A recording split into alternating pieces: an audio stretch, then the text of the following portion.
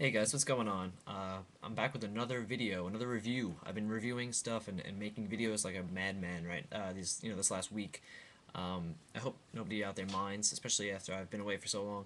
I've just had like I guess a new desire, I guess, to make videos for a while. I was just kind of burnt and not really wanting to do anything. But I decided I'm going to start using this platform. It's just to get my feelings on games and stuff like that, and then I'll link it to the full review and stuff like that at tvandlust.net, which I'm becoming more and more vested in, I guess I should say. I've always enjoyed writing for them in the 2 months I've been there, contributing to the site. But lately I've just been really pumping out reviews more and stuff like that because I've been playing a lot more stuff and completing stuff.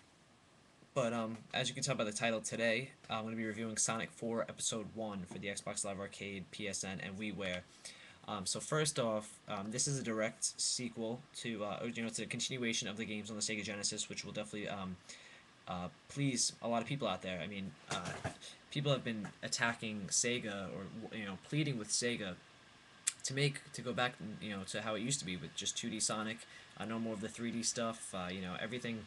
Although some people don't like it, everything since Sonic Adventure really has been really bad in terms of Sonic games. They kind of went in the right direction with Sonic Unleashed, but they always managed some way to mess it up, and they did that with the Warthog levels in that, or Werehog, whatever it was. Yeah, Werehog. Yeah, I said Warthog, but the Werehog levels. But basically, this is a return to the 2D get from left to right type stuff. It's just part of the 3D, the 2D revival. This Renaissance period of 2D games. You have your Mario's, you have the new Donkey Kong Country game is coming out, the new Street Fighter stuff. So it's just been a revival of old IPs from back in the early days, but bringing them back to their roots with 2D. 2D side-scrolling awesomeness. Those are still my favorite types of games. I love them. I just love the simplicity, but with the challenge that they all have. So I for one am very happy that they're going back to that type of stuff.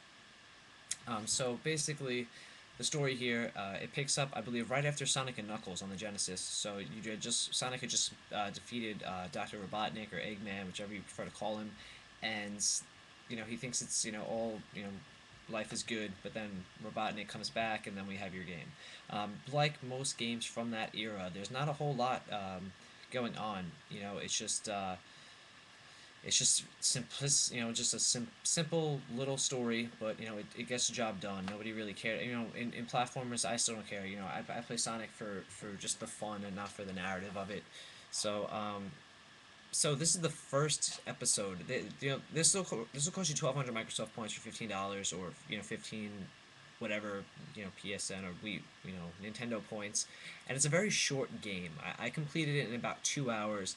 They give you four worlds and then a boss battle at the end, which I'll get to with the boss battle because the ending boss battle was just terrible. Um, the games are super fast, like the old games. Um, they brought back the traditional four levels. You have the casino world, you have the splash, what's it called? I forget what it's called. Splash Hill, Lost Labyrinth, Casino Street, and Mad Gear. I know that Splash Hill and Casino Street. I think Lost Labyrinth is an original one also. So yeah, but for the most part, they're really back to how it used to be. There's one level though in Lost Labyrinth which really sucked. It was the level was in darkness and you were given a torch and you had to like light torches as you went to light up the environment.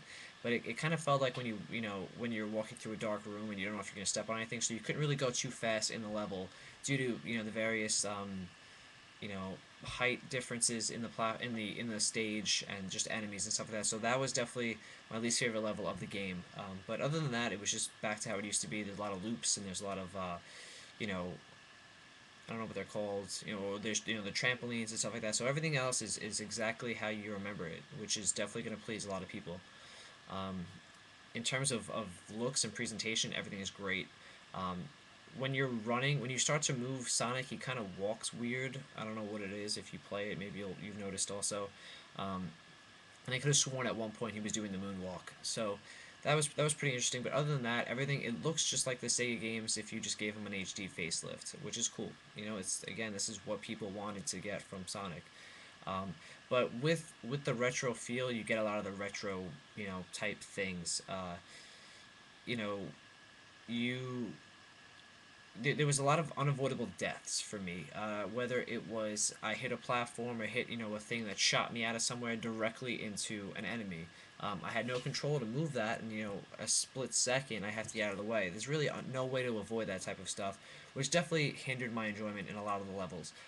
It was, I have no problem dying if it's my own fault, but if the game is presenting me no way to get around an enemy, then it's not my fault, and then it gets frustrating. There were also a lot of points where you couldn't tell if you were jumping down a pit or into onto another separate level of the stage. That was definitely frustrating because oftentimes I would just jump down something expecting there to be a pit there, expecting there to be a platform there, but I just fell to my death. So it's definitely really annoying. And then the other thing, the game is just laugh out loud easy in the first two or three worlds, and then once you get to the to the Mad Gear world, it just got ridiculous. It got very difficult for me. Especially, yeah, early on it's very easy to get coins. I think there's less coins in the later levels because early on I had my max was 19 levels. I had 19 levels. Once I got to the end, I had game over constantly because you get 3 levels, and there's not enough coins in each level unless you're exploring the entire map, which you cannot do in Sonic, at least on one life. You're not going to be getting 100 coins to get live. So that was a little frustrating. But you know what? It's a retro game, and it's a big retro feel. Everybody knows that early on in old retro games, it was very simple for you to get used to, and then it got a lot more difficult, and it's no different here. So I can't really fault the game for that either. So back to the boss battle. There's each world has a boss battle with Robotnik, and the final boss level kind of is just like a compilation of each level of each boss battle. So we've all played in the first one you have the first battle is you have the two platforms, and he has a swinging you know what is that thing called, wrecking ball, and you have to avoid him, hit him like 3 or 4 times, whatever, and then that's it. Then I'm not gonna spoil all of them, but at the end for the final boss battle, they just throw all those things back at you, and it's kind of just like I wish that it would just end before I even had to do that. There's no reason I have to do the same exact boss battle over and over again, and it's just all in one thing, and it's very difficult because if you die, say if you're on the final, the fourth stage of the final boss battle, and you get a game over, you have to do them all over again. So again, in each of those boss battles, each section, you only get 7 coins.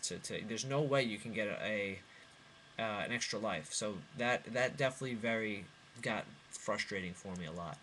Um, but other than that, I know that it seemed like there was more positive, there was more negatives than positive, and in a way there is. Part of me feels that, this idea was better on paper.